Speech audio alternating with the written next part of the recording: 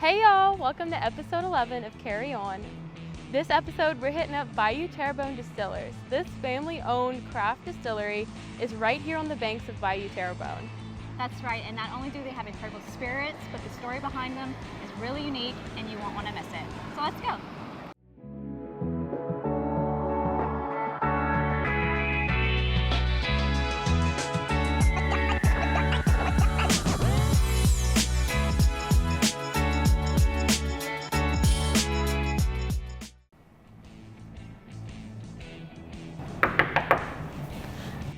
Hey there. Hey Noah, love the place. Just wanted to learn a little bit more about Bayou Terrebonne Distillers. What do you say? That's a conversation best over drinks. Let's pull up a chair right here. Sounds good to me, let's do it. Okay, I am joined here by Noah Learet. He is the co-owner of Bayou Terrebonne Distillers. So Noah, thank you so much for taking some time to talk to us. Absolutely. So I know Bayou Terrebonne Distillers has definitely made a name for itself in the Bayou community, but take us back to the beginning. How did it all start? Well, that was a long, long time ago. So the reason why this place is here is because my great-grandmother, Lily Learet, was a moonshiner and our town's first Mardi Gras queen. So with a story like that, you can't not start a distillery. She was a queen and an outlaw. Right? She had 13 children, and she helped put food on the table by making booze. Mm-hmm. That's what she did.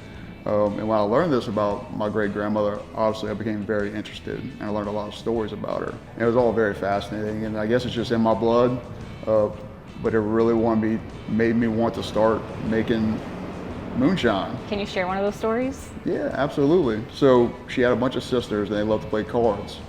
So making moonshine back then was a family affair, just like it is now for me and my two cousins that owned this place with me. And when they would make the booze, they'd hide it underneath the card table, because when the sheriff would come knocking looking for the booze, all the aunts and my great-grandmother would be playing cards, and he would search everywhere around the house for the booze, but he wouldn't dare look underneath the card table because there's a bunch of women there in dresses, and he's a gentleman. Oh, Right, so okay. she knew the angles. She's what we call canaille down here, right, a little mischievous, and that's fascinating to me. It's a story that was worth telling, and that was really the main driver for starting the distillery. Is not necessarily a desire to make bourbon or rum or vodka like we do now, but was to tell that story. To carry that legacy. Yeah. Yeah, so absolutely. 100 odd years later, did she do her moonshine right here on Bayou Terrebonne? Not at this exact spot, but she made moonshine on Bayou Terrebonne, which is why we're called Bayou Terrebonne Distillers. We just got lucky enough to get a building on Bayou Terrebonne too. Very nice. Her place was actually further up the bayou, kind of at the intersection of Bayou Cane and Bayou Terrebonne, which is where our family land used to be. Oh, very cool. So I told you a little bit about my great-grandmother Lily, right, and how she was a moonshiner. The coolest thing about that story is that she left something behind, which is her 6-gallon copper pot still, right, which was really cool to a guy who was in college, myself. And I was like, well, I'd love to learn how to use that thing. So I got together with my cousin Rodney, who's a co-owner, and his dad, Mark, who's my parent, and we started playing with it, right? And we eventually learned how to make moonshine with it, and we did that for a decade before. Say, how easy is that to learn? You know what? It's not rocket science. Really? Okay. I think the first moonshine recipe I learned, I Googled. Good I old was like, Google. how to make moonshine, and we figured it out from there. Now that's not flagged?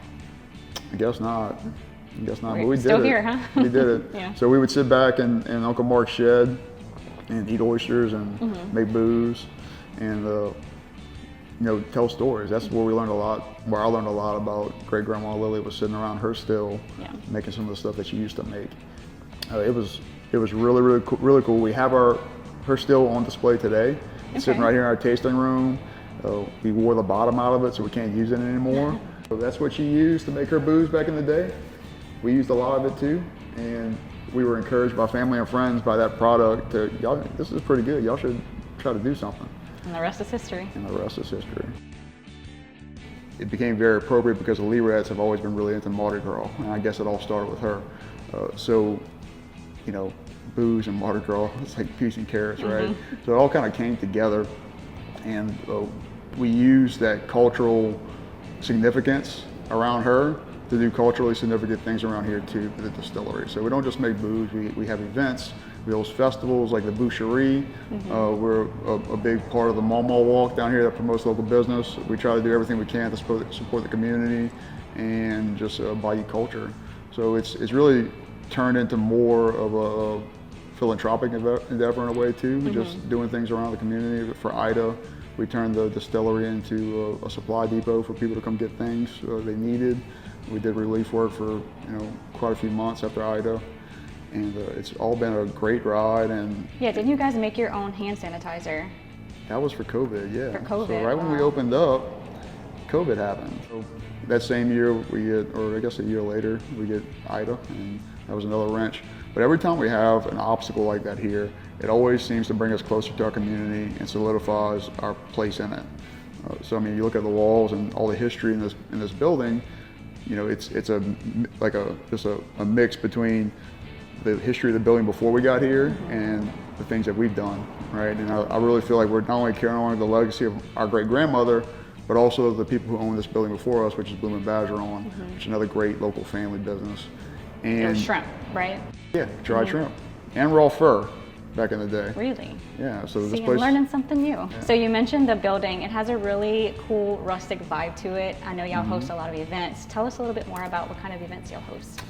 So this past weekend we had a couple music events. We had karaoke. We had an open roll jiu-jitsu deal that we have every couple times a year.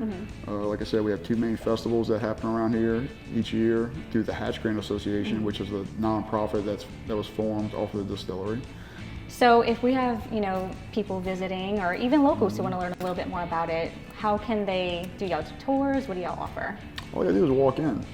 Sometimes it's nice to get a heads up, that way either me, myself, or Rodney can come and maybe kind of help them out. But every one of our bartenders is capable of giving a tour. We're not a huge distillery. We let people roam. It's free range here, so you can check everything out. But if you want to talk to us about the process, about our history, we can meet you here with a little advance notice. Anytime, it's free. We love doing it. We love chatting with people. So we're open 6 days a week, Monday through Saturday, from the afternoon until nighttime. Awesome. Well, Noah, thank you so much for taking some time to talk to us and for letting us try these amazing drinks. You guys are killing it. Y'all are doing such a great job in the community, so just keep at it. Thank you so much, Tara. I appreciate that.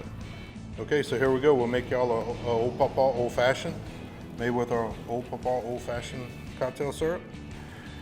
Grandpa used to say, fast is good, but you got to be good to be fast. So here we go.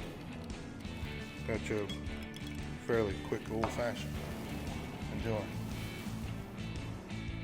All right, Rodney, I hear y'all have some really cool names to your cocktails here.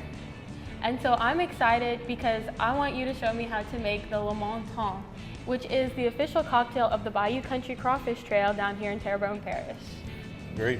Yeah, Le Montagne is a really good drink. I think I came up with it myself whenever we were talking about this, and I'm like, I made it up and I'm like, here guys, try this. So basically it's just, vodka All right. or corn whiskey or rum, either one, whatever you like. And then a shot of our mint syrup. And then lemonade.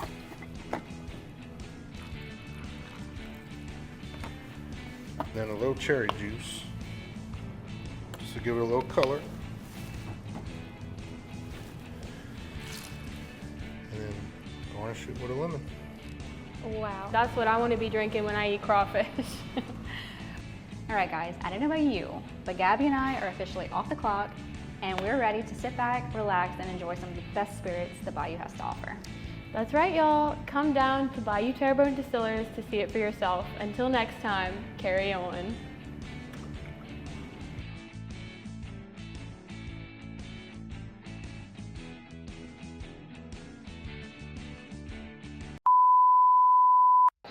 Going down. Up. Oh, it smells strong. I'm gonna grow some hair with this one. Sometimes we kind of joke around and say we got royalty in our blood. I'm honored. So, Oh yeah, that's good. It's not sweat, it's sparkle.